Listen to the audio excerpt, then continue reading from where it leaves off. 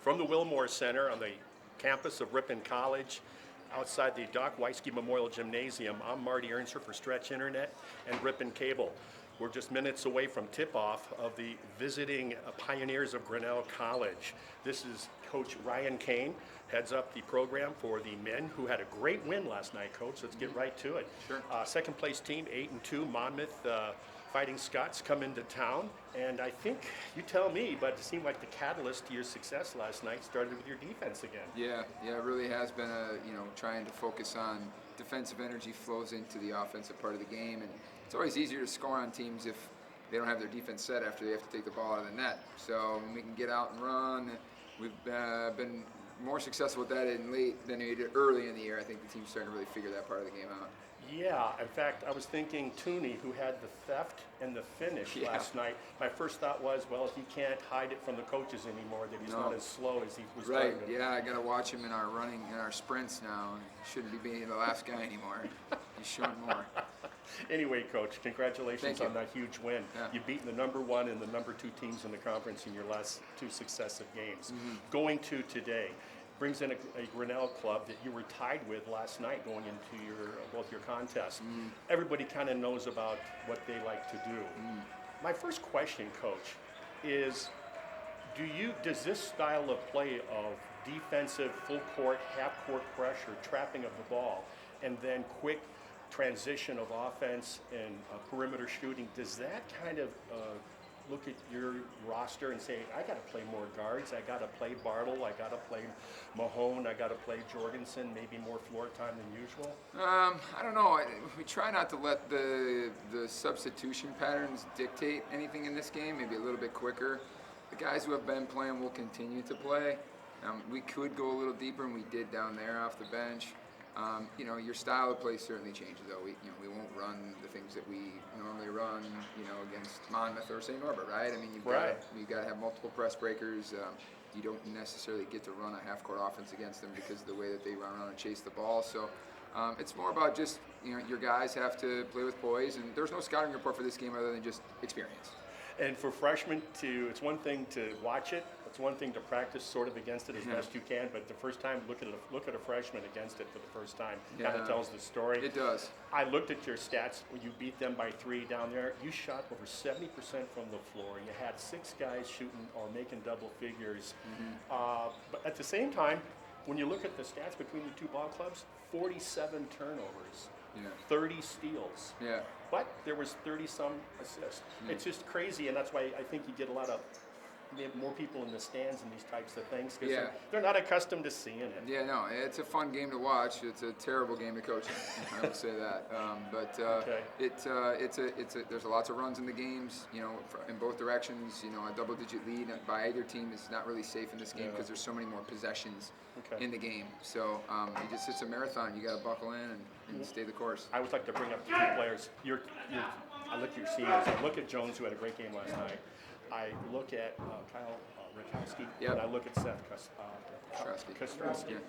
What can you say about those 3 seniors? Well, I mean, each passing week there's urgency that comes with a senior, knowing that the sand is falling through the hourglass, and you start to realize that, I told them the other day, there's only a dozen practices left in the season if we don't somehow get into that top 4. And, their legacy is behind it, and it's something that they have a ton of pride in, and so you start to see seniors play their best basketball right now, and that's when you want them to do it. Best of luck, my friend. Thanks, Marty. We brought extra film today for the game. Good, absolutely, extra battery. So, we're moments away from the tip-off of the Pioneers of Grinnell taking on Ripon. This is Stretch Internet and Ripon Cable. I'm Marty Ernster.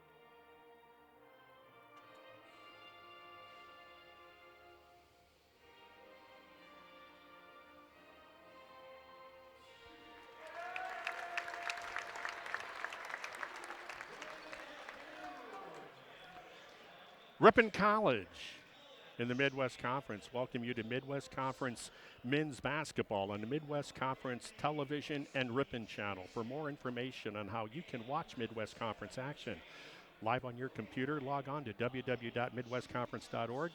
Click on the left-hand side of the screen. Today's contest is brought to you by the Ripon College Redhawks and the visitors from the Pioneers from Grinnell, Iowa, the Midwest Conference, Stretch Internet, and the Ripon channel. Starting lineups are brought to you by Choice Hotels International, the official partner of the Midwest Conference. Now, I'm Marty Ernster providing the color. Behind the lens today is Chris Jones, and giving you player introductions, play-by-play man himself, Howard Hansen. Thank you very much, Marty. And you're just now Marty? Where were you before? All right, thanks a lot. And now for the Grinnell Pioneers, number 5, a 6'4" sophomore from Myrtle Beach, South Carolina, Brady Vest. Number 12, a 6-foot sophomore from Homewood, Illinois, Christian Brookins.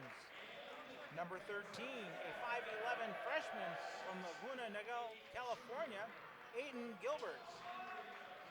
Number 33, a 6-foot junior from Antelope, California, Morgan Walser. And number 44, a 6'8" junior from Alexandria, Kentucky, Brad Guyman. Does it really matter, Howard, who starts these games for Grinnell? Not for Grinnell. Grinnell is. Yeah. This is hockey on hardwood, I always call there you it, go. because their shift changes every couple of minutes. But David Arsenal Jr. in his second season is the head coach for the Pioneers. And now for the Ripon Redhawks. Number 1, a 6-foot sophomore from St. Cloud, Wisconsin, Ryan Steffes. Number 3, a 6'3" senior from Dodgeville, Wisconsin, Trent Jones. Number 10, a 5'10" senior from Sauk City, Wisconsin, Seth Kostrowski.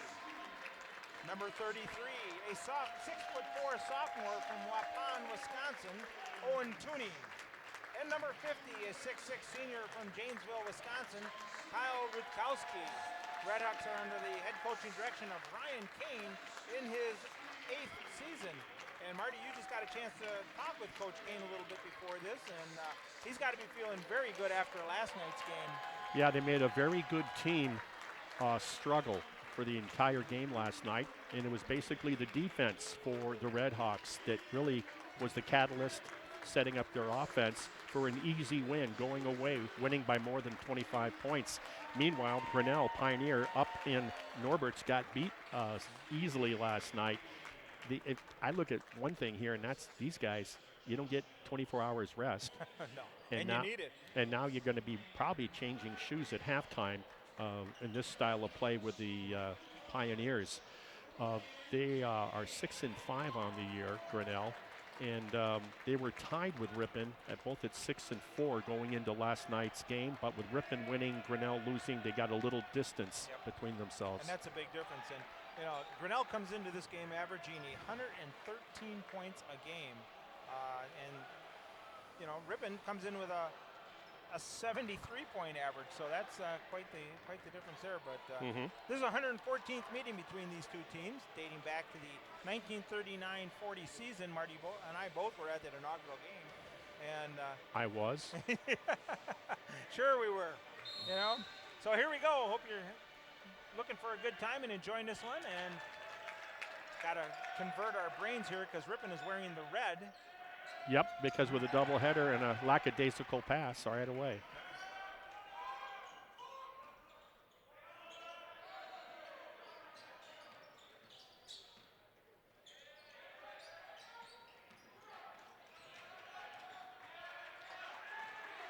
Good defense.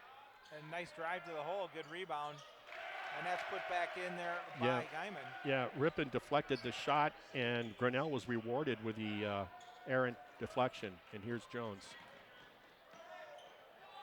Gets it to drop in. Speaking of Jones, what a sensational offensive performance last night. Yes. Just did his normal thing, turn over there. Let's do this again. I think Kurkowski was worried about landing on Jones if he went up for that one. I'll tell you one thing, when we make a comment about the game, we got to make it quick. We're behind. Because we're going to be 3 possessions behind after 4 syllables. For 3, off the iron. Oh, let's do it again. What the heck? Oh. Ripping off a little sluggish here. Looking for the foul, wasn't called. Grinnell wants a change of shifts here, so that's why they fouled Tooney right away. Yeah, I don't think anybody's happier than Tooney to stop the action. Well, he is wearing a nice shade of red today. Yeah. So they're wearing their visitor uniform because you played last night in your whites and at the home. road team doesn't have laundry facilities, so that's the problem there. So it is a little different seeing the Redhawks in the red.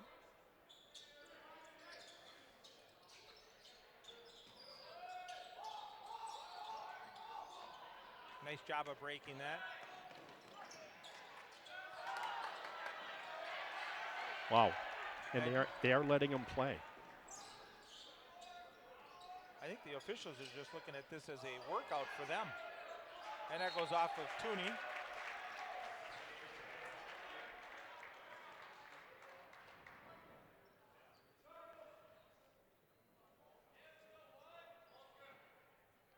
Grinnell's about ready for a line change again.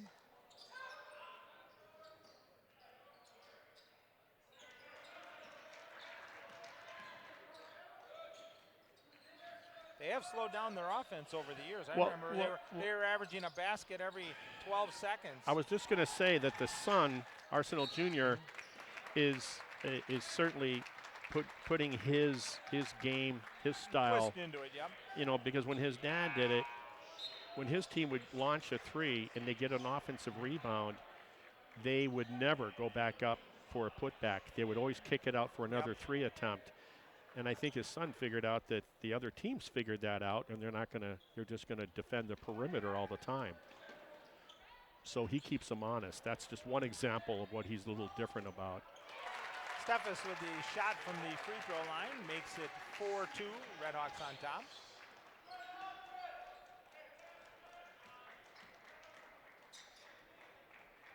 Yeah, I was watching Grinnell during warm-ups, and they were not shooting as many three-pointers as we've always seen them before. Quick feed out to Jones. Count the 3. Koskowski out there. He sets up so well on that. Well, and I always talk about the pass is the second part of that component. Hits them right in the hands. Timeout was called. I believe so. Whew. You exhausted yet? Well, I want to make a comment, but there's so many things happening. I don't know what to comment. It's a timeout. It's a good time. Yeah. So it's 7-2. We're less than 3 minutes into the game, and your observation is dead on. They are. This is the first time I've seen them actually play half-court offense. Yeah. And where they're actually working the ball in a more traditional fashion. It is strange seeing that. That is for sure. Yeah. So pretty good crowd today. Yeah, and they're still filtering in. Yeah, there's a lot going on. You got a swim meet right behind us, and then you have a baseball camp going on out in the field house area. And I saw some students coming in, and they were in one of the classrooms. I was giving a short version of a tour to some friends, and noticed those activities. Here we go.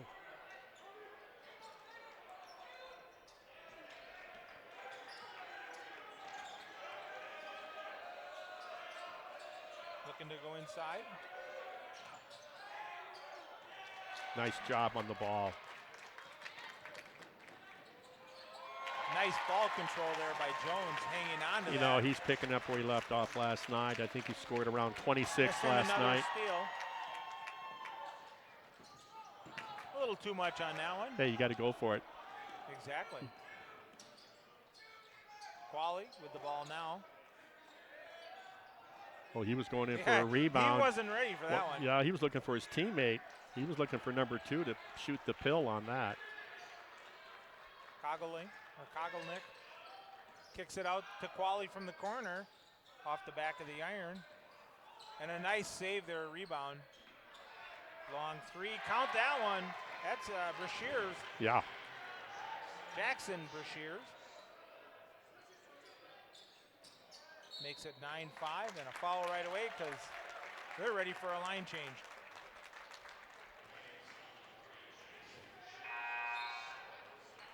So Brashears will pick up his second foul.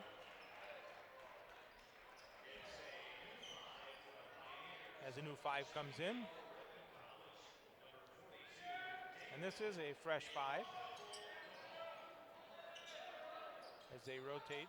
Mahone in for the, and Bartle both in for Ripon. I thought Bartle had a good game last night. Well, he's getting more floor time because of that very reason. DeValk, of course, also in for Ripon. Comes off Mahone with the little rebound there. Great place to pick up the garbage and put it back in. I want to talk about athleticism. A game like this will lend itself very well to Mahone to show his, showcase his athletics. Here we go. Down it goes. Picking the cherries and slamming Monster. it down. 13-5. 15 minutes to go here. Baby Just a hook. shade over, yeah. Me and Jason Mansmith used to do that in the day, I'll tell you that. The baby hook? Oh, yeah. Hey, Jason was a killer in the driveway basketball games over at Kramer's house. I used to love the 8-foot hoops at Alice Callan. Yes.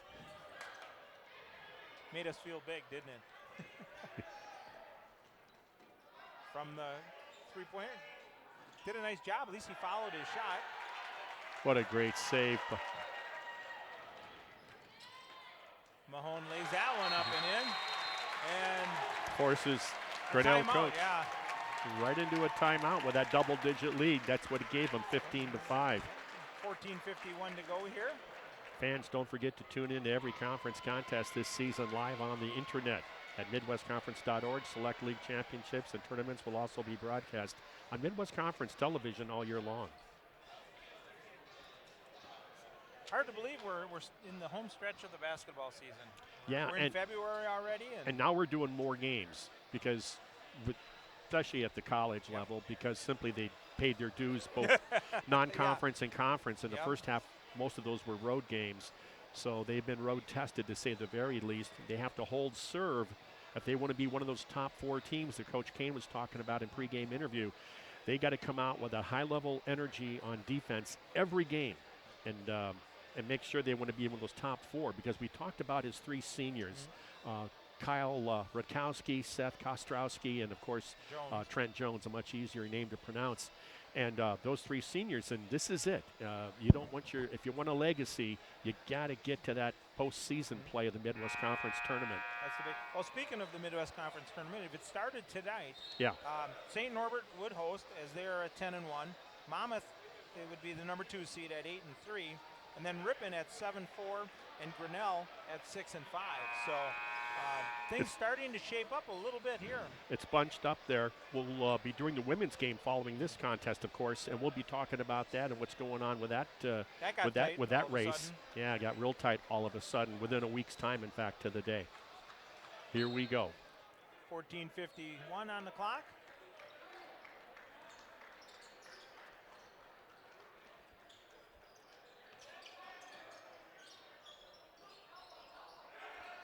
Inside out. Long 3 off the iron. Anybody's ball there. Off of number 22, and that's Grummis. Coming off that timeout, super sophomore Jorgensen out of Fond du Lac High School is into the game. I'm looking over there to see who took a seat. Jones came out.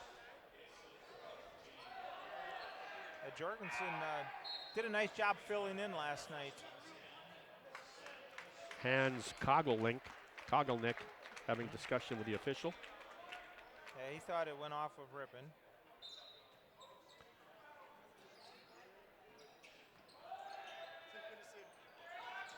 Going for that steal right away. Yeah, Seth Kostrowski back out there. He just came in for Steffes.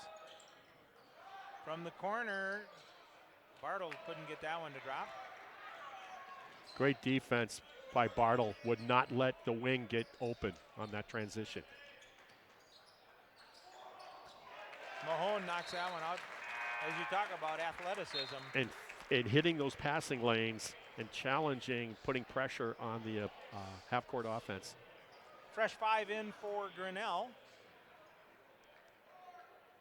I remember a few years back, Coach Kane went to that. He was deep enough, and he would go 5 for 5 when playing Grinnell.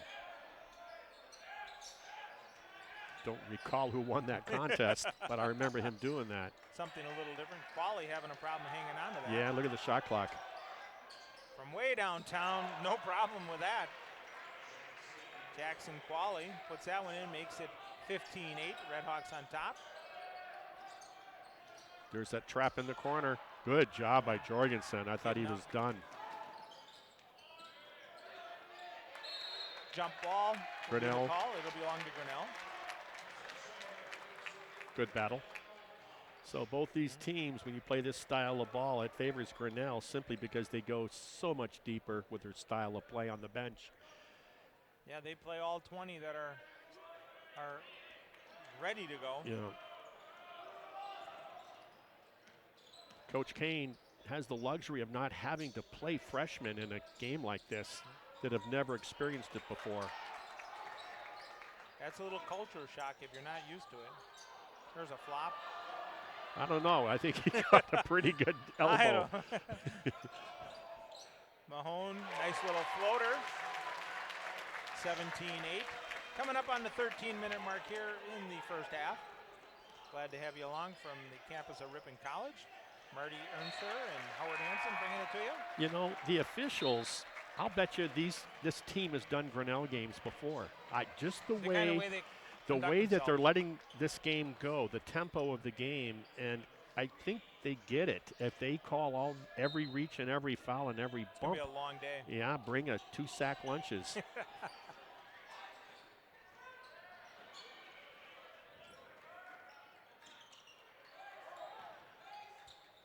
Nice job of breaking the press.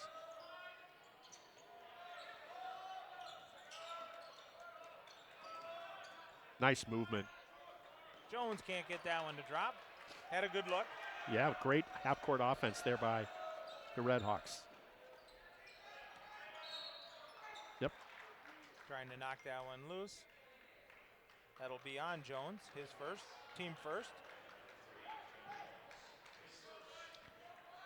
One thing you look at, this type of transition, and we'll look now, it's not too bad, but when you see hands on the hips, yeah, that's a little sign of little fatigue, and we'll kind of monitor that as the contest progresses. Yeah, both of these teams played last night, so you know it's going to become a factor later in the game.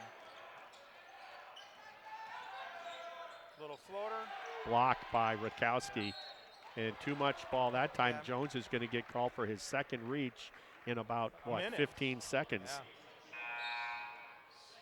Yeah. Steffes will check in. Jones will have a seat. And a new 5 for the Pioneers. That hurts Ripon tremendously. In less than 8 minutes of the game, to have your best weapon, your best player, your best athlete. 2 fouls, yeah. 2 fouls. Qualley with the ball now. Got to keep your eyes on him. He can shoot from just about anywhere. Hey, I can shoot from anywhere. the thing is making it, right? Oh, stipulations. Now I get it. Kogelnick with that basket there. And Qualley will pick up his first foul. Got to hope Ripon has good legs when they get to the free throw line. Here we are, 8 minutes into the game. 5 team fouls on Grinnell already. And 2 of those were because of getting a line change.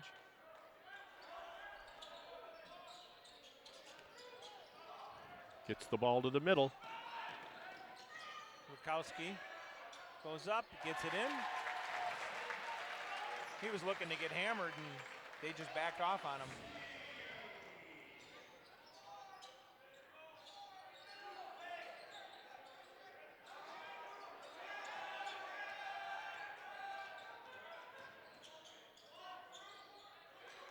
This half court of Grinnell just really throws me off. Jorgensen, great defender. I love his defense. Look at that. Just all over him. Forced a very difficult shot, and he plays straight up. Doesn't get the whistle. Him and Steffes. I think Steffes as the starting five, Steffes best defender. What a pass. Speaking of, Yeah, Steffes. Kostrowski on the receiving end of that great pass. okay, they've made it clear now with those 2 fouls on Jones and then that quick swipe by Jorgensen for the Redhawks. They're going to tighten it up on those reach-ins.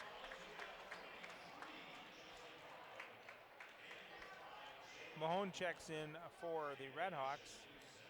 9 minutes exactly have gone by in this game. 21-11, Ripon by 10. Also checking in was Justin Bartle. And regardless of who's up by 10 in a game like this, Don't make a difference. I feel a little good about it. Rather be up 10 than down 10, but Miss Allen, here we go. Right here we away. go. 1 on 3. What's he going to do? He's going to attack. Can't get that one to go. Rutkowski almost with the offensive putback. Set it up for the corner shot. Count that one. Walsner with the basket. Makes it 21-14. Great crowd here today. If the camera could see the stands below us, they're packed.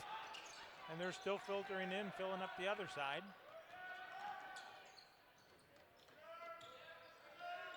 Mahone for 3. Off the front of the iron. Can't get it to drop. Steffes wanted to, but the pass to him on the skip pass was a floater that allows the defense to close.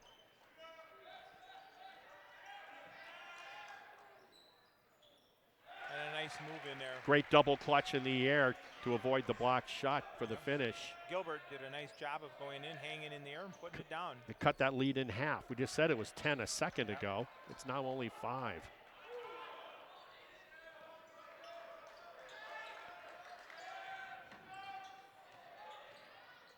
Jorgensen off the glass and in. There's a guy the 6-footer that's played against bigs before. Good asset coming off the bench for Coach Kane. Yeah, in fact, if you look at the 3 super sophomores off the bench, Jorgensen, Bartle, and Mahone, in a game like this, they're invaluable. Yeah. Into the corner, Jorgensen for 3, off the iron. The old man. There. The old man, yeah. The old man, Kyle Rutkowski, Papa Bear. What a great rebounder he's been from Janesville, Wisconsin, one of the big seniors. Good positioning of himself underneath there. That foul will go on Walser. That'll be the 6th team foul.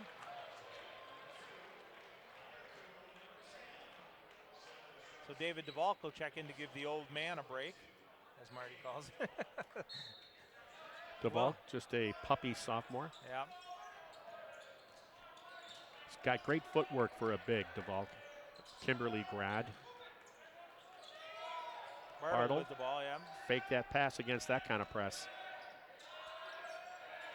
And Bartle comes shooting in. Nice pass there from the big. DeValk. Yeah, beautiful. The big to the small forward. Bartle, great instincts. Last night he did that when I was watching you guys do the game. Moving without the ball, making himself available to receive the pass, to score. I don't think there's anybody that does it better. He does a great job of it. Really deep. And that's put in by Kogelnick. Long 3-pointer. Makes it 25-19. Game like this, you're glad there's no 10-second count. Yeah. Well, it wouldn't come into a factor anyway. Bartle with the move in, and but I mean with their pressure, if they trap you and get you to pick your dribble up.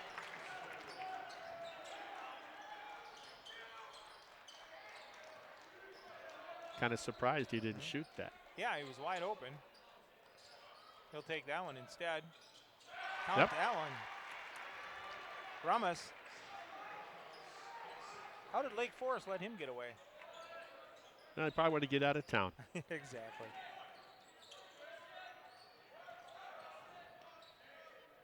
Is he going to attack?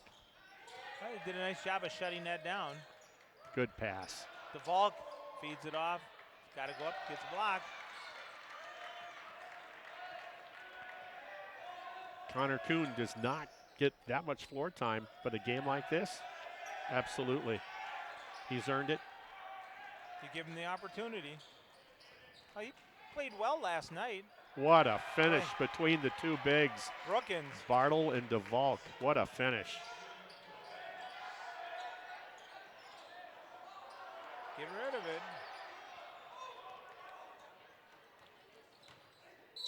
Offensive. He set him up. He saw that spin move coming. Going to call the elbow on the spin. Yep. I think what you want to do on those, get the ball to the middle. You had 2-on-1 initially, then it was 2-on-2. Get the ball to the middle, and that way you have to either side to attack with the pass or the dribble, and then you make the defense commit, and then you do either the pull-up jumper or you go to the rim, depending on how that defense reacts to what you do. Yeah, and with DeValk right there, you know, it's an easy dump off also. Uh-oh, look out. That one's a little strong.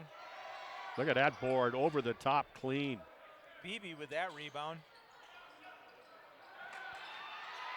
Can't get that. Beebe's in there again fighting for it and can't come down with it. Yeah, he's 6'7", but he's got good hops, which makes him even a lot bigger. Dribble jump stop. And that time draws the foul. Yeah, take your pick.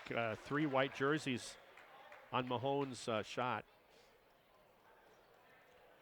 I think the official said something to Mahone, because I think Mahone said something to the players after the whistle, because something was probably said to him.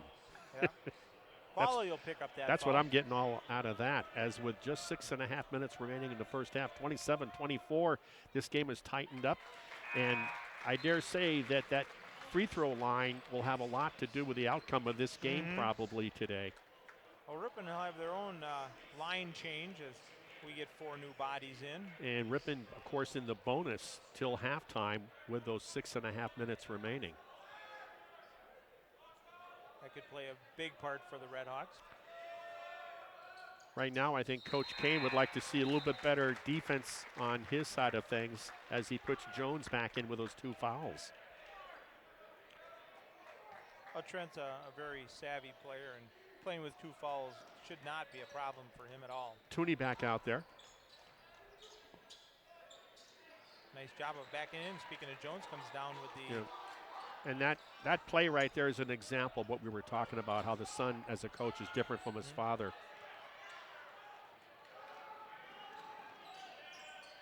Shooting across. Nice job of Tooney getting in the face there. Good Met that help. 3. Good help. Long 3. Nothing but air for that one. Rutkowski will bring down the rebound. Got the ball to the middle. Here we go.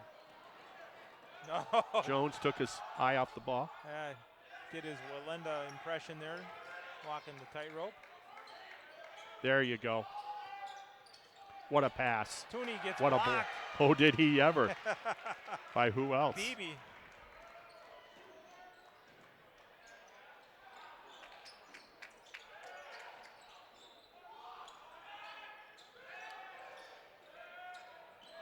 Nice job of breaking the pressure.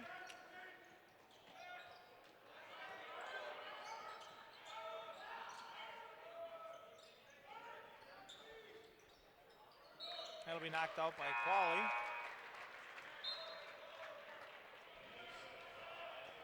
(29-24), 5:14 to go here in the first half. Redhawks leading the Pioneers. Beautiful day here in Ripon. Glad to have you along. Tooney gets the ball.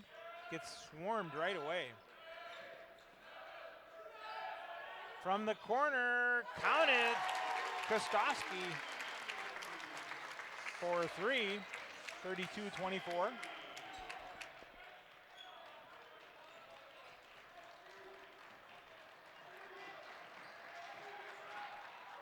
Up with the 3 off the iron. Tips it back out. Grinnell drives in, kicks back out. That's what we're used to seeing. Little floater from the side, almost got it to drop. Count that one, nice 3-pointer, soft shot by Brookins. Keeping it close, 32-27, 4.5 to go.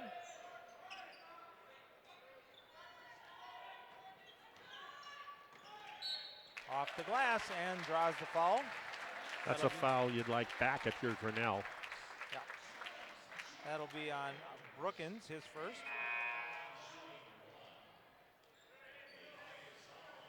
And we'll get a fresh 5 for Grinnell.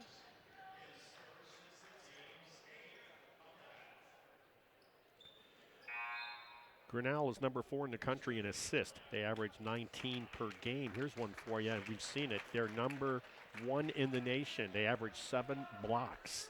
Number 1 at that as well. And we've seen how many so far. Yeah. Jones gets the kind roll there, drops it in, makes it 35-27. Will Beebe is the leader. He averages just under 3 blocks per game. And they're also number 2 in the country for 3 attempts, shooting the 3. From the corner, Steffes for 3. Nice feed there from Jones. Yeah. For the assist, 38-27. We're under 4 minutes to go here in the first half. Back up to 11 just like that.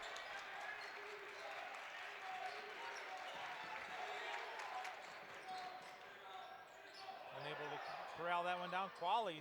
Yeah, he took a shot for his safety, the official timeout. Gives Ripon a chance to collect themselves. Take a breath.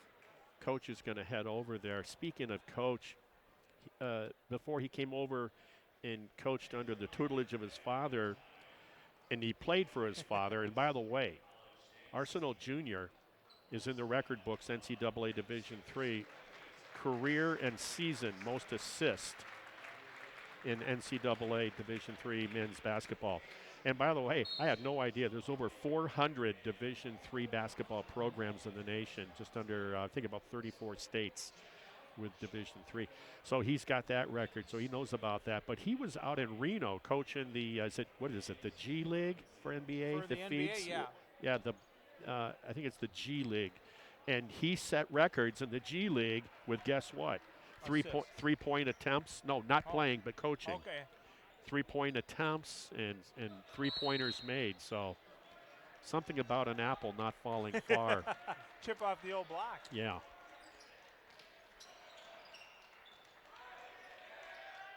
Long 3. That was sweet. That one drops down there for Gilbert. How many times have you said long 3? And they are. They're not right by the line. No, they're right. Deep. Grinnell letting it go. And what's also interesting, Howard, is their leading scorer averages, I think, right around 22 a game. Yeah, 22.1. That's Jackson Qualley. And yet that doesn't put you in the top 50 as a scorer for the team that is a team that's right at the tops of the nation for points in a game. They do it by committee. Depends whose day it is. Mahone with the floater, gets it to bounce and drop. 40-30. Yep. Knocks on top. There's There's a 3, in and out. Mahone had it. It'll stay with Ripon. He was stripped clean. But Walser turned around and knocked that away from him. Yeah, and Goulvey couldn't save it for Grinnell. Coach Kane looking at Mahone, telling him, hey, 2 hands on those rebounds. 2 hands on those rebounds. Because you know as soon as you get it, they're pawing at that ball. Here we go.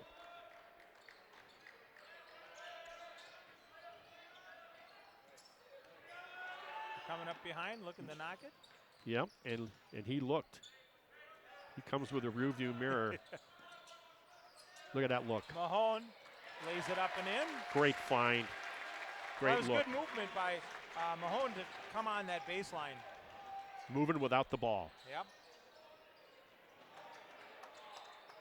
And like I said, Bartle does that very well. Mahone too. Oh. A little too heavy there. Had the right job. Steffes giving the assist there, and his reward, he picks up his first foul. 2:08 to go here. 42-30, Redhawks with the lead over the Pioneers. Coach Kane talking to the official that made that call on Steffes. He can't believe it because in the context of how this game is being officiated and what's going on, he's going, are you kidding me? I think, if anything, what it has to do with, it's in the back court, and you're kind of naked. You're in the open. Oh, he gave up the 3.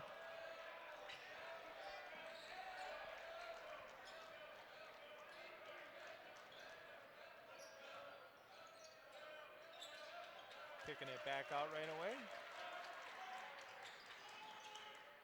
Mahone way up, but Grinnell's going to maintain. Taking a little bit more time here. Now that says something about the Ripon defense. Yep. Came in up a little short, and then he slipped on the rug on the backside. Yeah, because Rakowski made him come up short underneath the rim. There's a 3 off the back of the iron. Jones, great job. He has great vertical. Yes, he does. Between him and Mahone, I'd like to see a contest. Can't get that to go. Kyle Rakowski had it stripped out of his hands. You got to hang on, like Marty said, tight. Oh, you my. come down with it. Coming up on a minute left here in the first half. 12-point lead by Ripon. It was down to, what, 5? Yes, they really fought back. Good recovery by Jones to take away that 3-point attempt. Uh-oh. That's an old noon ball play. You look like you're not interested in shooting. You look like you might even pass, and then boom, you see the defender let up a little bit. And take advantage of it, and Gilbert did. Nice job.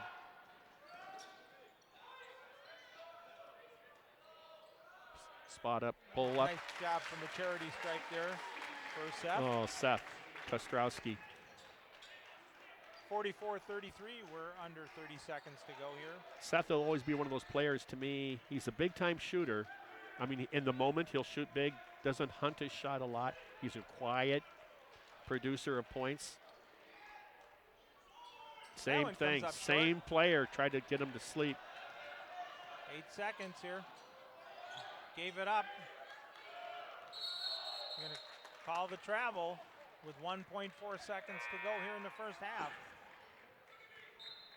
Coach looking at Jones saying, hey, you're getting too cute. Let's get the points. Don't worry about the no-look scoop pass. Attack the basket. And Jorgensen will come in for Jones. My good friends Bob and Marianne Wells make the trip.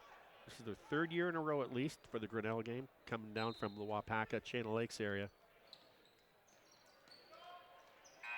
Long shot, just off to the side there. That's where the first half will come to an end. Exciting game. Yeah, I don't know about you, but I need a Gatorade. I'm exhausted already. Yes. 44-33, the Redhawks leading the Pioneers from Grinnell at half. For those of you watching live on MWC TV, we'll return for the second half in about 12 minutes. For those of you watching on the tape delay on the Ripon channel, we'll be back with the second half in just a moment.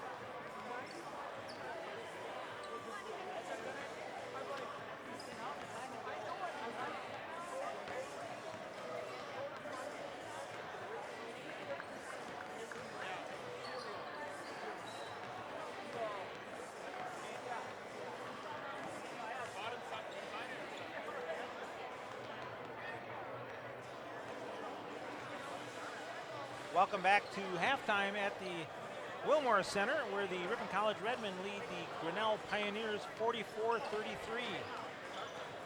First half stats for Grinnell, shooting 28% from the field. They're 12 for 43.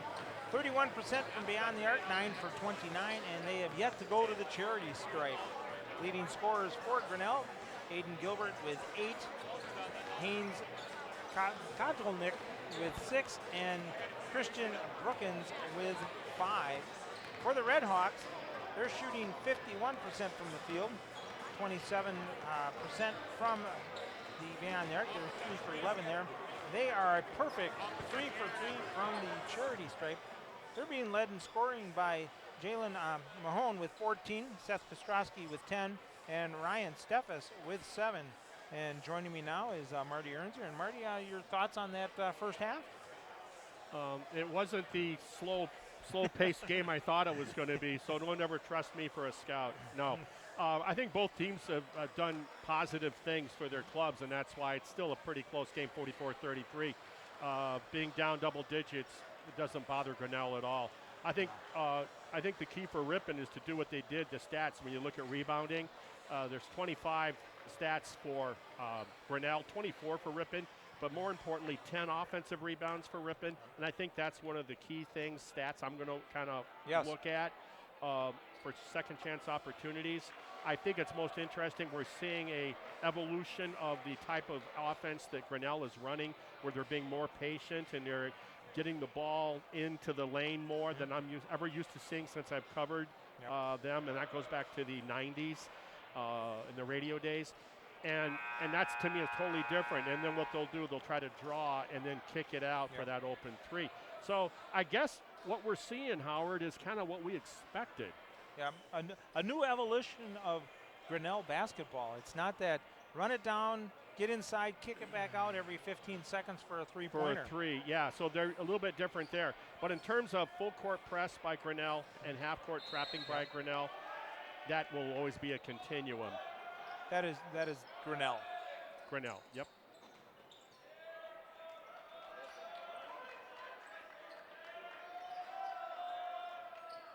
Nice patience there, gets it into Jones. Yep.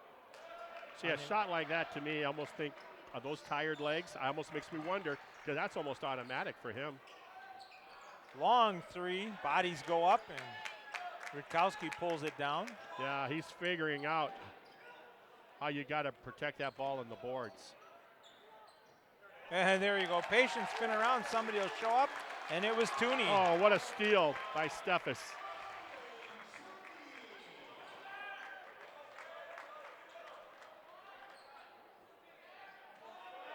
From the corner. That one just a little hard there.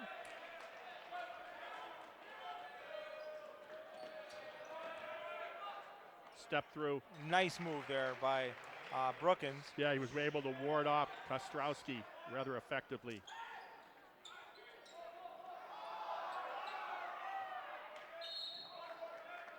On the line will remain Ripon's ball. I dare say Kostrowski was half a heartbeat away from the 5-second inbound call. Well, that tough defense by Grinnell will do that. That denial. Get you thinking if you see instead how of reacting. See how they're lined up, belly button to belly button. They're facing the defender. Their back is to the ball.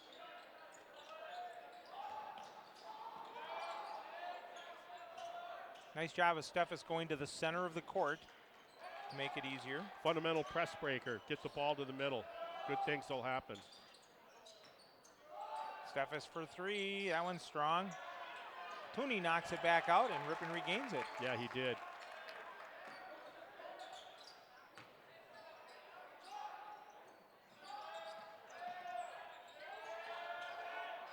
Ten on the shot clock. Jones with a little floater Beautiful there. step through floater.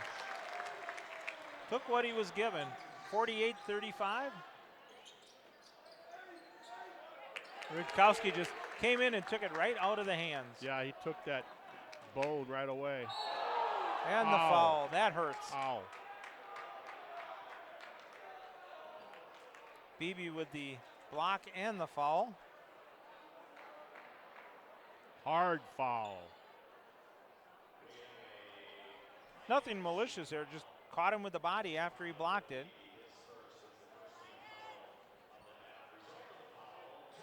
Beebe's 6'7", 205 pounds. That'd be a heck of a tight end. I don't know. Got to see if he can catch. True, true. Well, we know he can bat the ball away. So a fresh 5 for the Pioneers. Just underway. 2 minutes gone by in the second half. 49-35. Ripon Redhawks. Steffes will try to improve on that number. Comes up short there. Redhawks were back on defense already. That's nothing but air there, and it's going off of Rutkowski.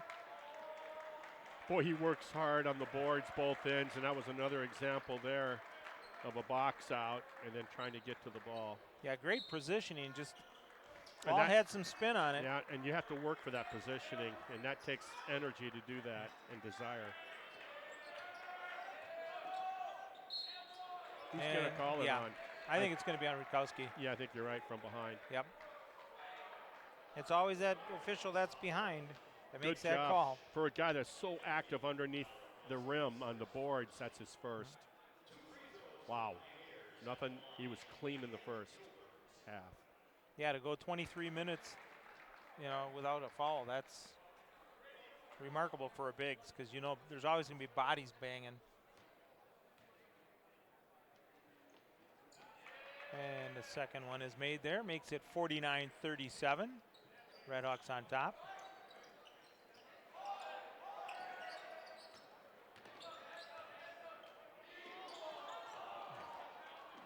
And Jones tips it to himself and gets the easy basket. Yeah, Coach Kane didn't draw it up that way.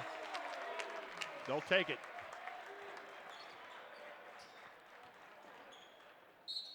And Wow. Rutkowski's going to pick up another foul.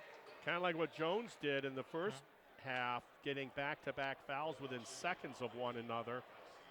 Now Rutkowski gets that second one. Good job of making the shooter have to change his shot in midair. Gilbert misses the front end there.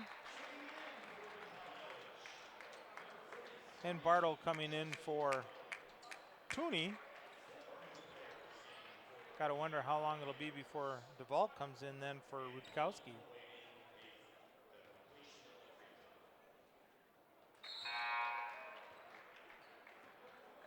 And we get Brookins back in for Grinnell.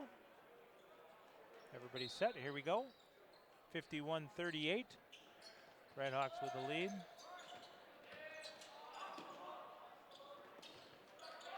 Good job against that press. Jones with the floater, can't get it to go.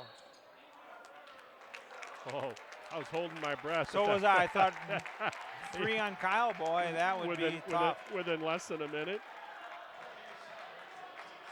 If that doesn't put a scare into Coach Kane to make a substitution, I don't know what would.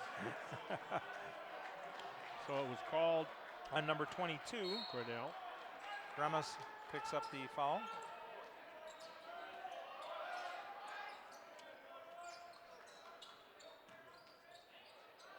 Bartle will take it. Going to give it to him and back off. That's a great little shot for him. Oh, he could have stepped into a 3, didn't want it. Good rebound there by Grummus. Constantly moving.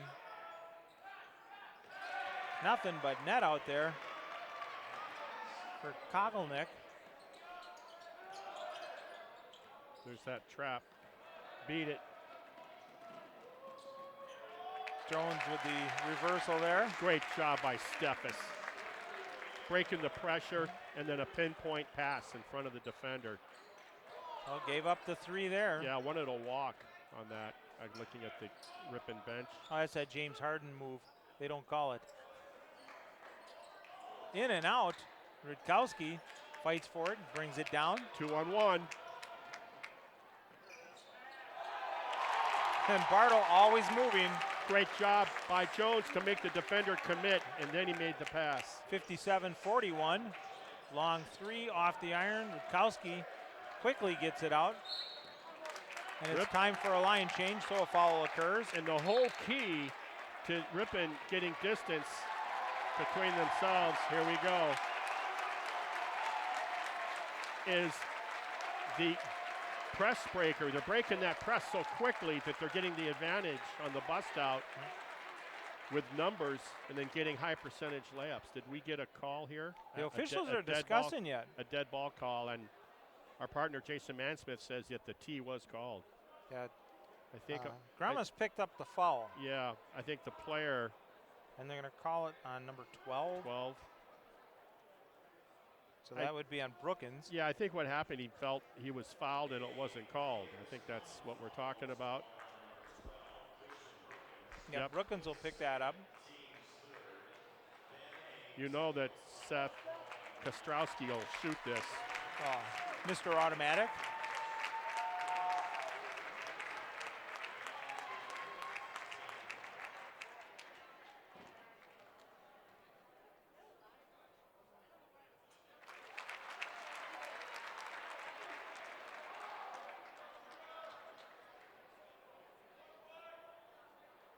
And he stays perfect on the year. That's just unbelievable. He never would have made it in noon ball, though. They don't. We don't shoot free throws in noon ball. He would have been greatly affected. So Ripon will retain possession because of the technical. 15:53 to go here in the ball game. 59-41, Redhawks with the lead. Glad to have you along on Midwest Conference TV and the Ripon channel. Marty Ernster and Howard Hansen bringing it to you. Keep the ball high. Nice steal there. Yep. Brescher. And Brescher's the one that went down earlier in the first half with that injury. So it's good to see him back. Jorgensen gets it across midcourt. And not a good pass by Jorgensen. No, and he knows it. Now we've had back-to-back errant passes by two of those super sophomores for the Redhawks, and you got to be mindful. They're flying around. You're trying to be calm and cool under pressure, but I would fake a pass and then make that pass because they're selling out on every pass, and it's paying dividends right now for the Pioneers on back-to-back thefts. DeValk will pick up the foul for the Redhawks. That's the third team foul on the Redhawks. We're only 4.5 minutes into the second half. 59-43 Redhawks. And Mahone turn around and steals one. Look out. Bartle lays it up, can't get it to go, and follow up there by DeValk. Well, you didn't get it to go. It got deflected on the shot block, and DeValk with a great job. Foul there on Beebe. That'll be his second. Great look. I tell you, a game like this gives point guards with good skill sets opportunities to showcase their passing and assist abilities. DeValk is a good free throw shooter for a big, too, by the way. 65%. He's better than that. He should be. What I'm saying, he should be better than that. Had me scared there. I thought I misread it for a moment. Oh, no, that was me. Yeah. No, yeah. You expect more out of him. Yeah, I'm sure. You know, he's in that 70 to 75% free throw shooter. And I refuse to say that I hexed him. You did nothing unless he heard me. Quick three put up off the iron. Mahone goes up and gets that one down.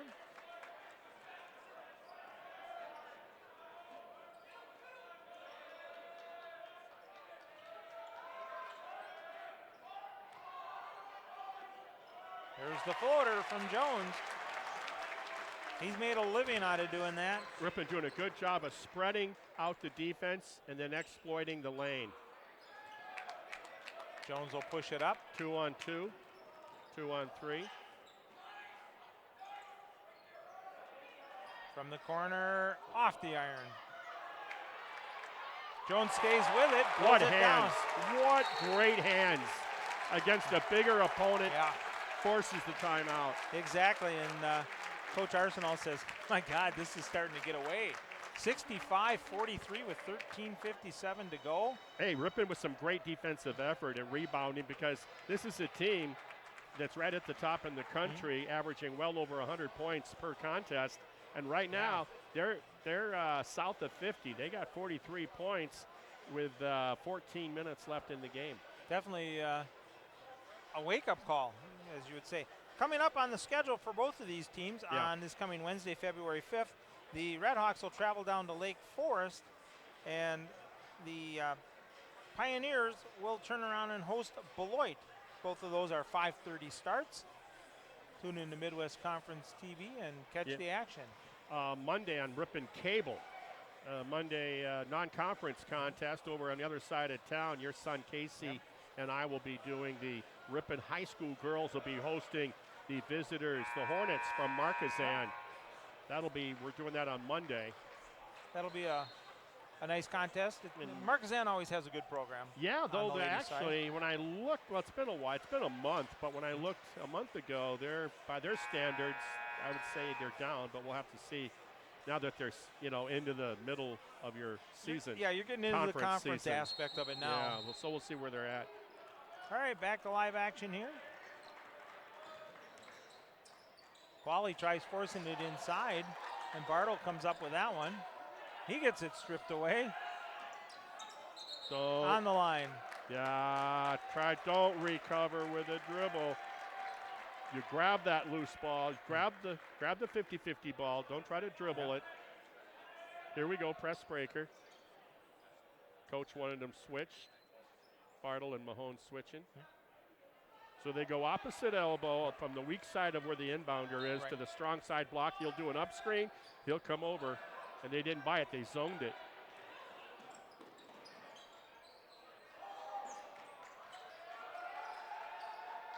Swarming defense down into the corner. Bartle will kick it out to Jones. He's going to bring it back out. And got 9 on the clock. Try to exploit that middle. Oh, he had him. He had Steffes in the lane. No problem. Big fella steps it out. DeVolk with a nice little fadeaway. And who were the first guys up and applauding? The other two bigs sitting. Tooney and Rutkowski. Oh, Bartle, that was not a smart foul. 4-point opportunity. That one, he just ran into him. He didn't even have a hand up.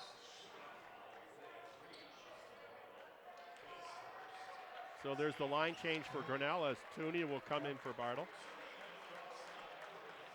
Grummus will go to the line shooting. Trying to make the old-fashioned 4-point play.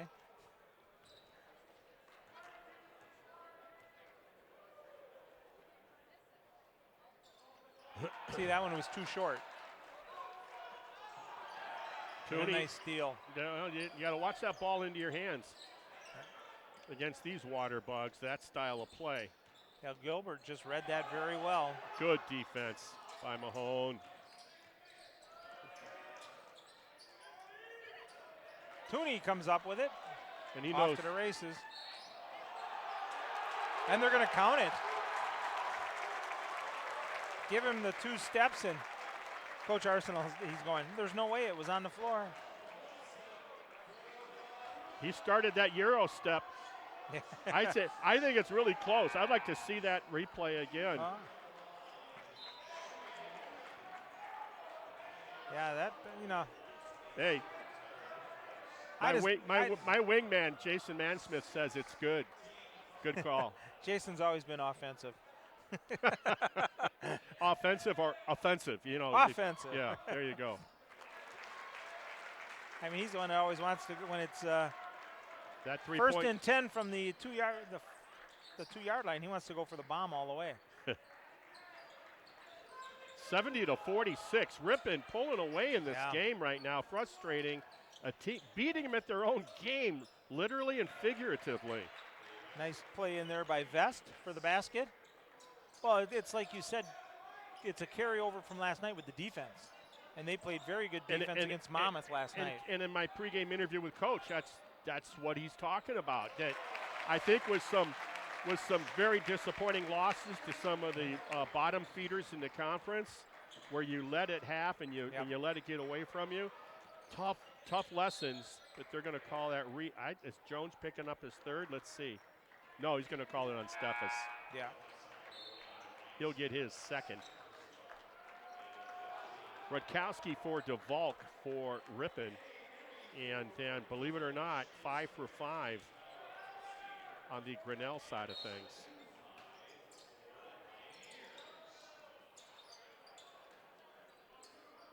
Gets it back to Brookins. Great help and recover on that hedge by Kyle Rutkowski for the Redhawks. He's back on his man. Brookins from the corner. That's off the iron. Tooney pulls it down, gets it out quickly to Jones. And what an outlet pass. Oh. Couldn't get that one to drop. No, you got to switch from left to right hand to avoid the block and then hope that it'll roll. Brookins will pick up his third.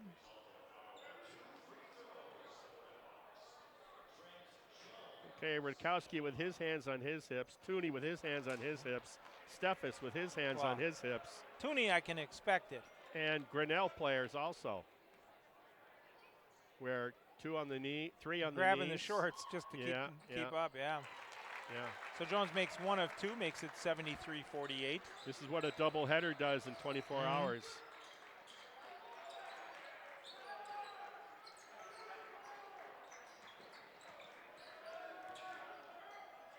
There's the Great kick, job. quick three-pointer shot there. Boy, they are not hitting their threes in the second half. Tooney stays with it, gets it to Jones.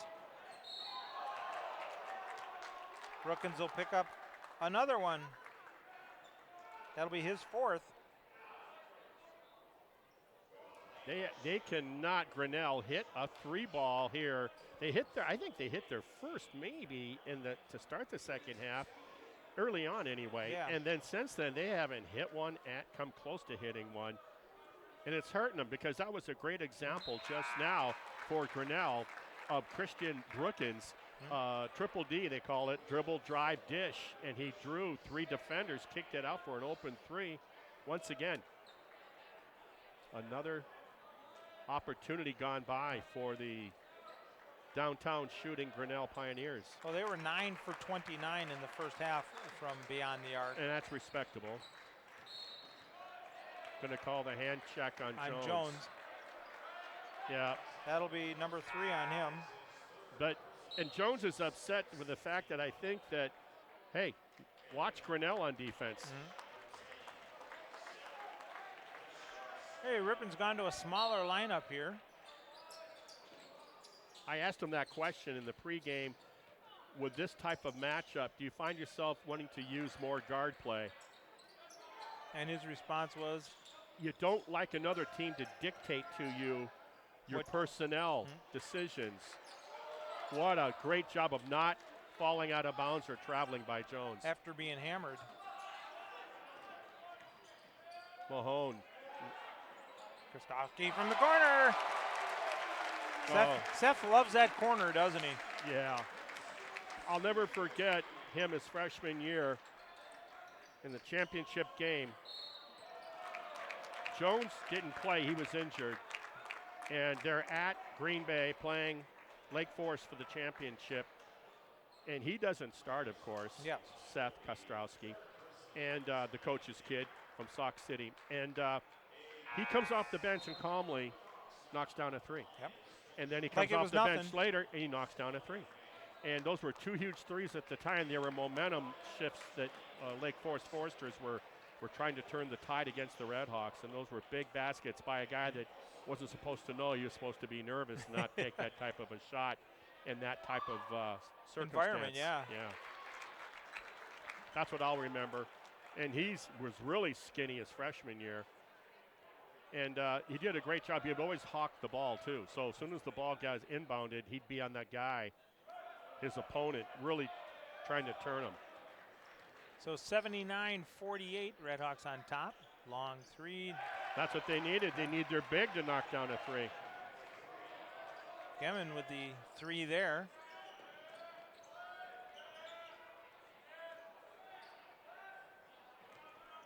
Bartle looking, kicks it back out. Nice job there. Good decision.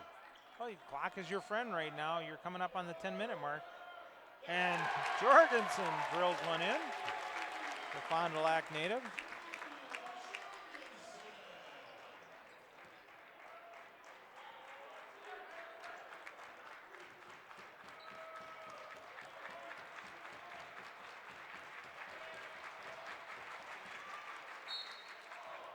And Gilbert will get fouled. We're going to call that on Jorgensen. Yep. That'll be his second. So Gilbert will go to the line. Kind of a cloudy, blustery day today. Good place to be. Yeah, they're saying tomorrow, sun.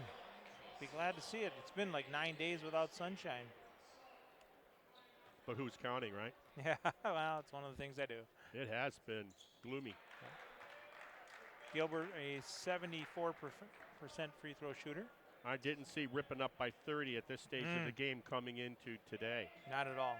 Grinnell got kind of taken to the woodshed on the road at St. Norbert's last night.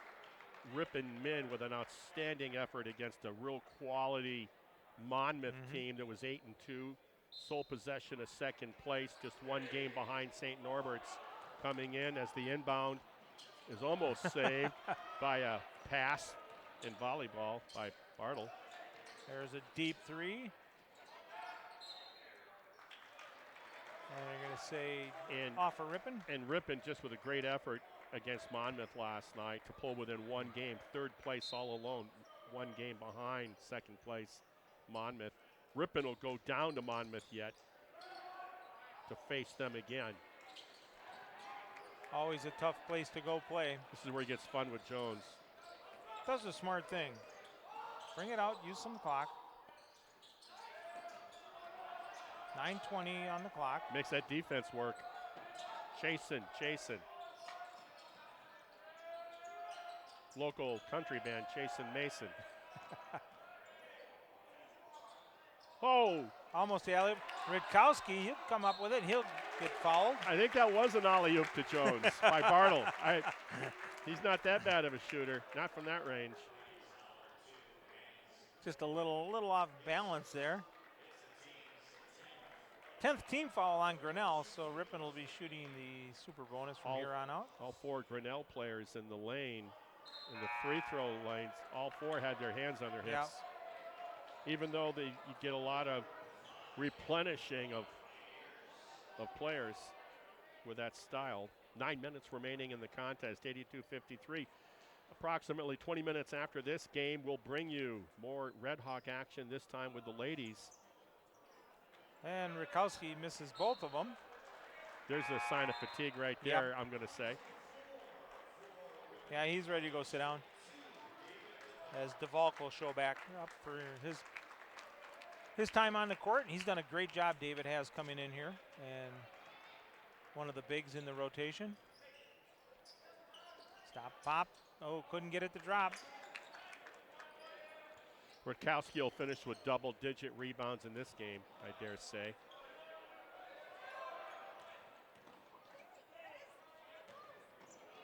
Down it goes. You see how far away he went up? That was Jordan-esque. That the was distance impressive. he traveled. Yes, it was. He wanted that, even though there was a man. They could have blown the whistle. He had a man between him and the rim. That was sick. 84-56, 8:24 to go here. We'll get another change from Grinnell.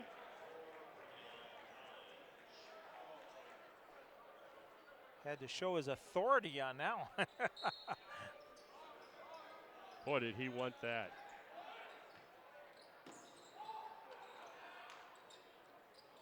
Nice job of breaking that from the free throw line. Just like it's another day for Jones. Butta, he is smooth, isn't he? Last back-to-back games, Jones. Actually, triple games, because the game at St. Norbert's, he had a tremendous job there to get that upset win. And I say upset, they beat them by, I think, 18. Yeah, and they only lost to them by 1 down here. Yeah, And that was in a game where we missed a ton of free throws. we did that game, you and me. Yep. And, yeah, they had 15 turnovers that night. But I agree about the missed opportunities, literally, on offense.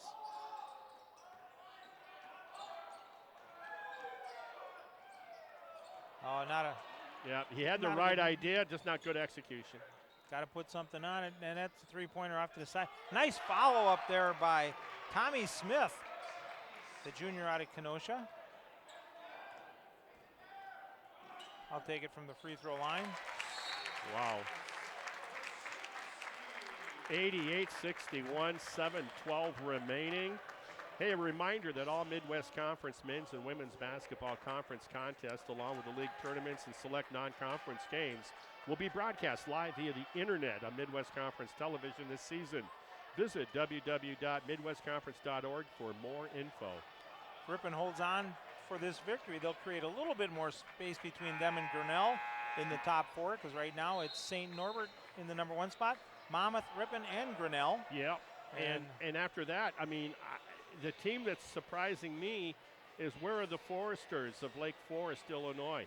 They're right behind Grinnell by a game. Yeah, and I expected them to be above that, you know, fighting for that second spot a little bit. I'm kind of surprised they're down, and I tip my hat to Monmouth to be missing their All-American, not playing due to leg injury, and for their success. They had a 7-game win streak coming into that game last night before Ripon just outplayed them.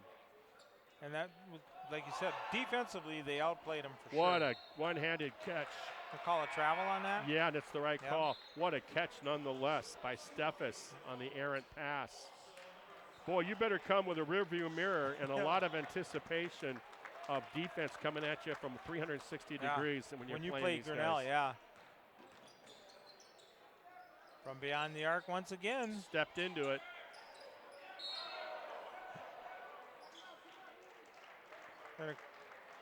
Well, I got to believe there's a wet spot on that floor. With Tooney, yeah. Better get a towel out there. Steffes trying to get So they're some going of to it. call on the his foul feet. on Grinnell. Yeah, and it's you're in super bonus for Ripon's, bonus for Grinnell with 7 fouls on the Redhawks. So Tooney will go to the line shooting 2. That foul was on Vest, his second. Alumni weekend today. So this morning we had men's and women's alumni basketball games. I asked some of the ladies if there were any technicals called today. They said none. I said, well, you're lucky I wasn't officiating.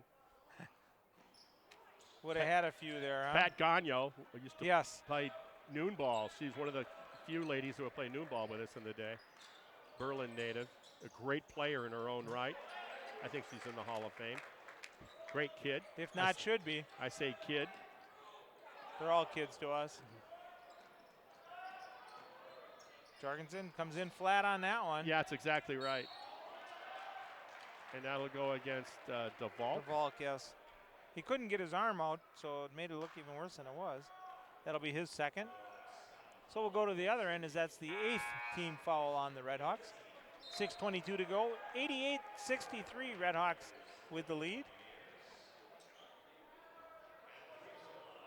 And I think right now, if Ripon holds serve with this score up by about 25, and they get out of here with another win. Of course, everybody for Ripon that's played is about a half-inch shorter by the time this game is over. With all the transition and running they do, they're going to feel good about themselves. Get some rest and get ready for Wednesday. Well, and the thing is, if they hang on for a win here, their last 3 games have been wins against the top 3 teams in the conference. Hey, like they always say, when do you want to be peaking? At the end of the season. What a pass by Jorgensen. Mahone comes up short. Yeah. There's a theft with no travel. Uh-oh, watch this. Down it goes. Shows the double pipes. 90-63 Redhawks with the lead. Another steal. And a Foul from behind. yeah, I don't know why that's not intentional. That'll be on Grummus. That'll be his fourth.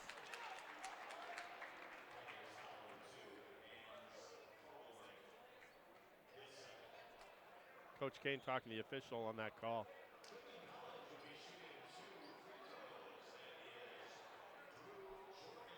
He's talking about, I think what he's talking about forearms and what they're doing defensively on the hip of the player with the ball, of course. Mm-hmm.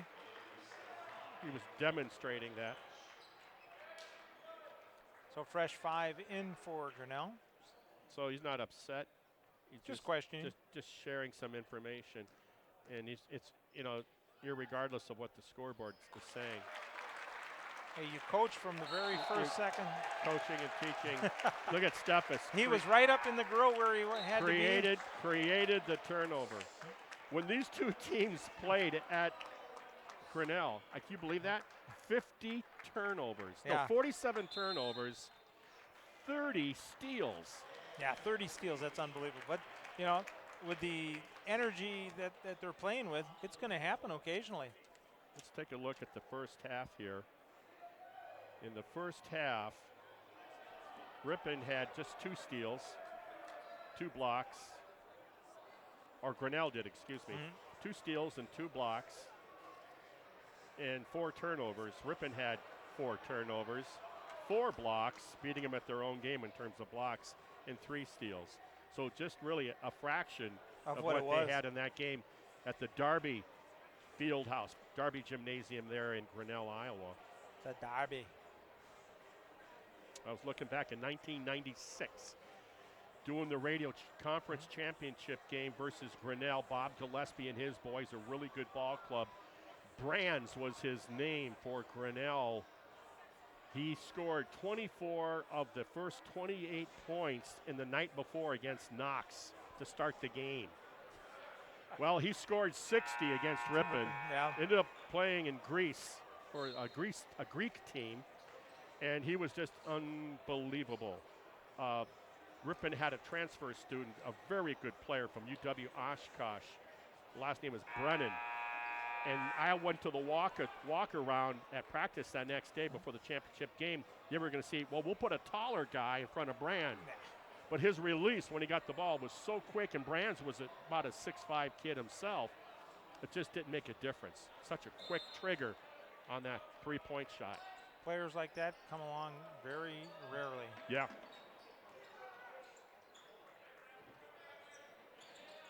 Keep away here. Going to call the foul. Yep. That'll be on Vest. But yeah, he put 60 on the on the Red Hawks.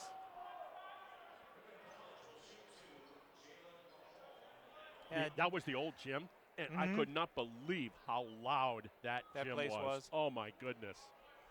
We couldn't hear ourselves on our headsets doing the broadcast. Can't get that one to roll in. You're starting to see the fatigue aspect here from the free throw line. Yeah, I think we were seeing it before when we saw DeValk struggle with both, and we saw Rakowski struggle with both. Makes that one 93-63, largest lead of the game for the Red Hawks. They like to step into a three, but when you're tired, you're tired. Yeah. He grazed the rim, and then it went out of bounds. Boy, that's what you want to do. You want to hit the trailer stepping into a three. He got everything he wanted, just not the result. Good job by Jorgensen flushing down the middle. Go get it. Yeah, really. And that'll be on Vest. That'll be his fourth. I think Grinnell's got to feel frustrated, losing double digits up in De Pere last night to St. Norbert's. Gresh's crew has a really good team. For Ripon to go into there and really take him to the woodshed at their house doesn't happen very often.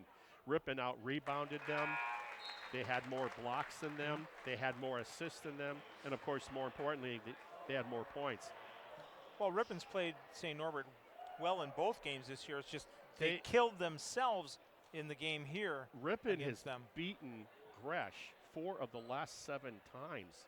And two of those 4 wins They stopped Gresh's 72 consecutive conference win game, Yep.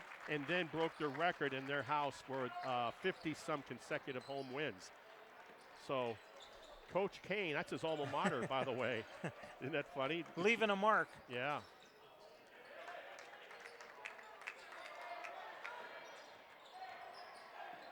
They're a good job of Boy. dribbling out of that. They don't stop playing. They are pesky. Jones will go to the line again. Coggle Nick will pick up his third. 4:52 to go here, 95-63. Ripon has this one pretty much in hand. We'll talk about the women's game later, but just they have now lost back-to-back conference games, and they were 9-0 a week ago today. Yeah. Went into St. Norbert's, a team with a below 500 conference record, and never really had a chance to really breathe. They smothered them with their defense.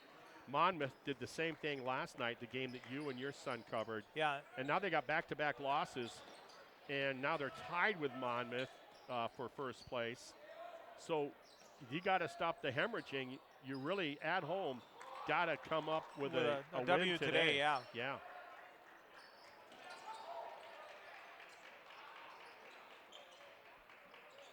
Jones was looking for a cutter and nobody was moving. What a nice feed, unselfish feed from Duvall. Yeah. Reverse layup missed by Jones. Imagine that. Grinnell shooting a three. And a nice three-pointer in there by Qualley. Still a 30-point deficit. Never would have guessed this one. You know what Grinnell doesn't have? Grinnell More doesn't. points than Ripon? They don't have their stud performer. Like they've always had in the past. They don't have their stud scorer.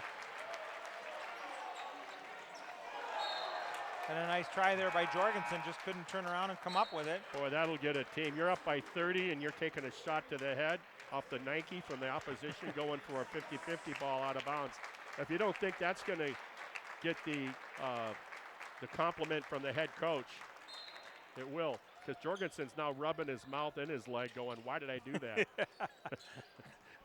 Yeah, rubber doesn't taste good.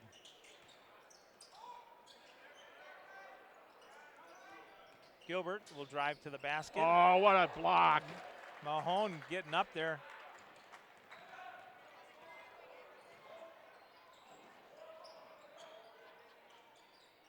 Well, now for the Red Hawks, this 35 is in there.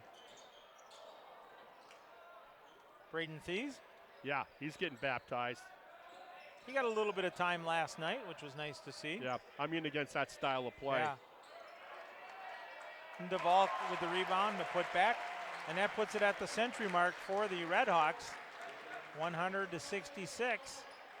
So these out of Kimberly as well as Duvall out of Kimberly, they probably played together for Lucky Wirtz.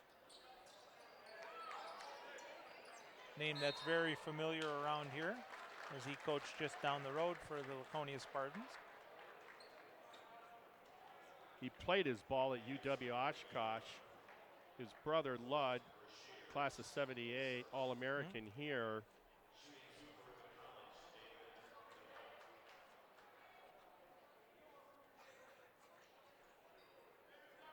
And then various offspring with a lot of success Connor Kuhn checks in around the Midwest. for the Red Hawks. And we'll get a few more fresh faces in here for Ripon. Number 4, Jack Brady, the 6-foot sophomore from Brookfield, checks in. Along with Ryan Mahoney, the 6-foot sophomore from Suring, Wisconsin.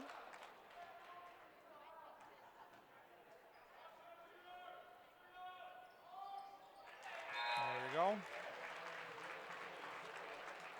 That'll be the end of the day for DeValk. Checking in to replace him is number 44, Ben Young, the 6'4 sophomore from Aurora, Illinois. Yeah, Aurora West High School. I drive by it every time I'm down there visiting my son's family. Come on, you got to get rid of it. Hey, welcome to Grinnell basketball. Yeah. 10-second violation. Now, this is good for these younger Connor players. Kuhn also out there, Yep. along with number 4. Already got them. Yeah.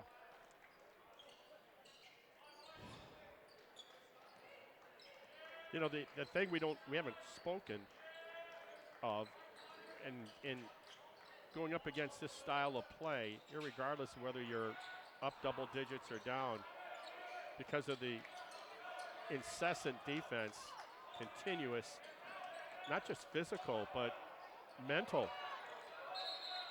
Double dribble. Yep. They force another turnover. The mental part of it, and I feel sorry for the young man we just talked about, he gets a pat on the back. Hey, we talked about this in pregame too, about freshmen playing against this. You know, you can watch it, you can go through it in practice. Until you face the intensity of it. Oh, man. It's a different ball game. It's just like free throws. People, look at that, flush.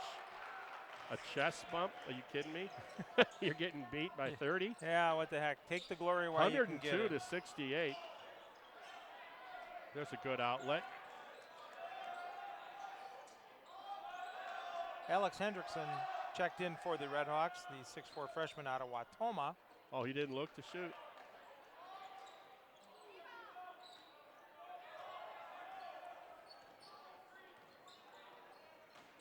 Nice There stuff. you go. Who else? Ben Young down there. Walk. That's what that does. That style of play. That'll create that. Indecision creates turnover. Jacob Jumbeck, number 24, the 5'11" freshman from Galesville, Wisconsin, checking in. So Coach Kane getting everybody into the ball game on what will be a victorious weekend for the Redhawks. 2 big wins. Yeah, they're definitely big ones on the schedule, and a lot more coming up. Brookins puts that one in. We're under a minute. 102-71.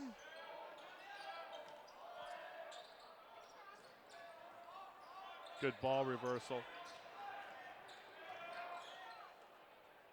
Take it.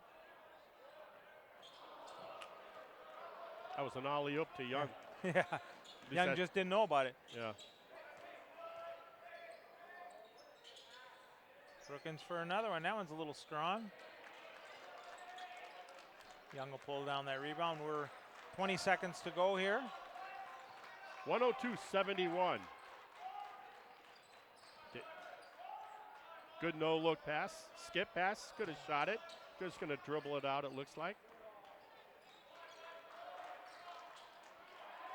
Why not?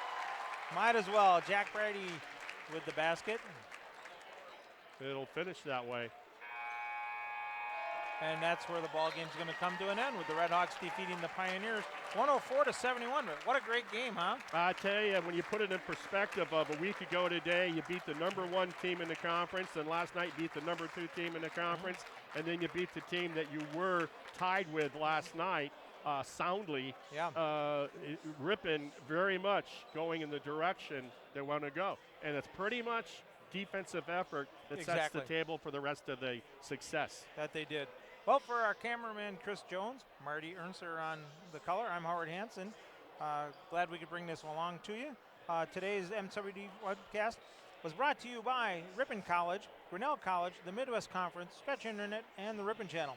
Thank you for joining us, and please visit www.midwestconference.org for more information on MWC TV and Midwest Conference sports.